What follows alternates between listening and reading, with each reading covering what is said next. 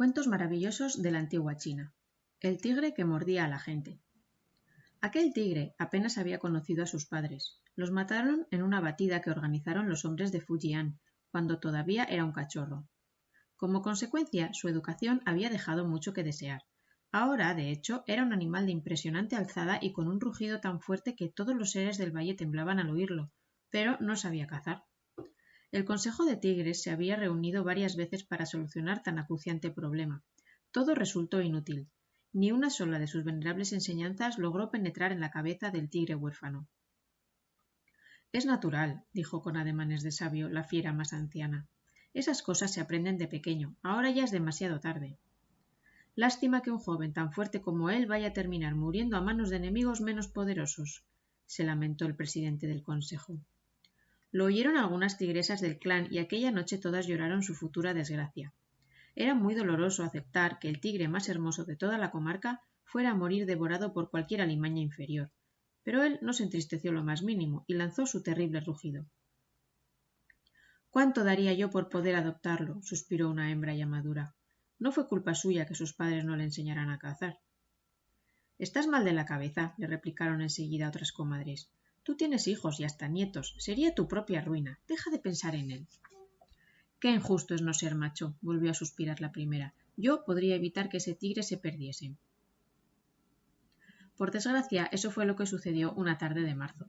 Se alejó demasiado de los dominios del clan y no supo ya volver. Al principio se divirtió mucho, corriendo tras todo animal que se le puso delante, pero cuando el hambre comenzó a punzarle el estómago, se sintió solo y no supo qué hacer. «¿Habéis visto?», cotillearon aquella noche los búhos. «Es algo increíble. Ese tigre no sabe cazar ni un ratón».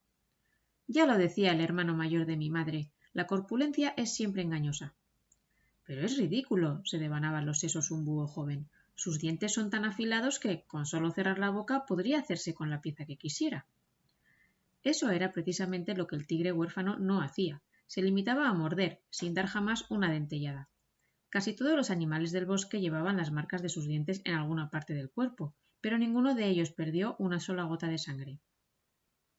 «Ese tigre está loco», se decían unos a otros, y comenzaron a perderle miedo a la ferocidad de su rugido.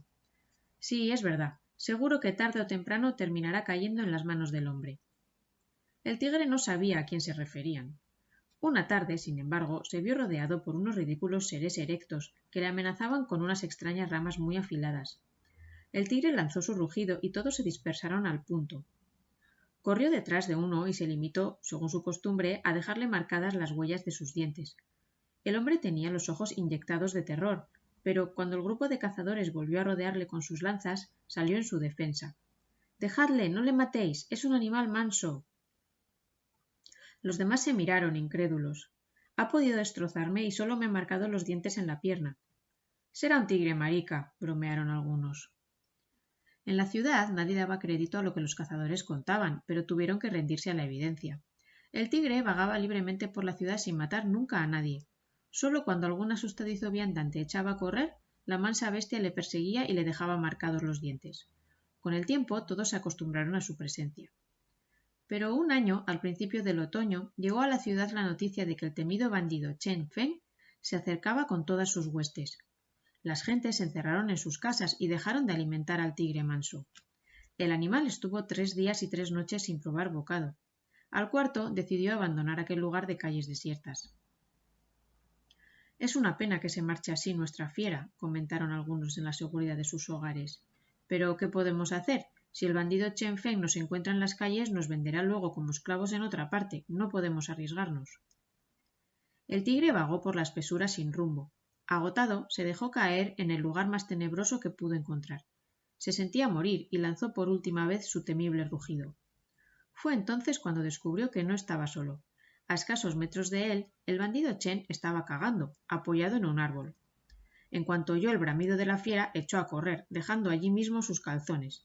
Sus huestes le siguieron al galope y abandonaron para siempre aquella comarca.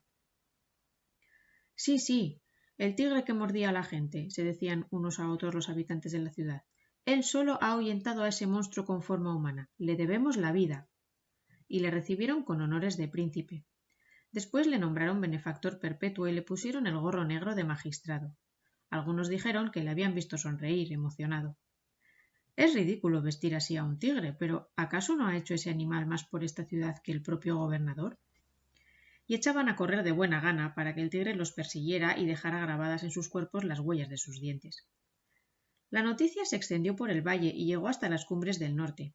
Allí la oyeron por primera vez los miembros del clan al que había pertenecido el tigre. Se la contó un búho viejo, que había regresado a morir al lugar en el que había transcurrido su infancia. Me alegro tanto por él, dijo la tigresa que había querido adoptarle. Desde siempre supe que su destino iba a ser más alto que el nuestro. Si era el tigre más hermoso que ha habido por aquí en milenios. Pero los ancianos del clan le tildaron de traidor. Habráse visto convivir con los hombres. Vaya locura. ¿Qué otra cosa podía esperarse de un cobarde?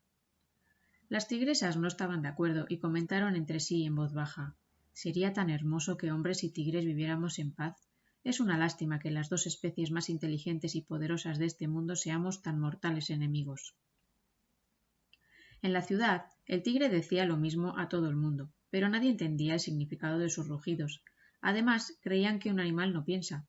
Era solo el tigre que mordía a la gente y nunca cerraba, porque sí, las mandíbulas.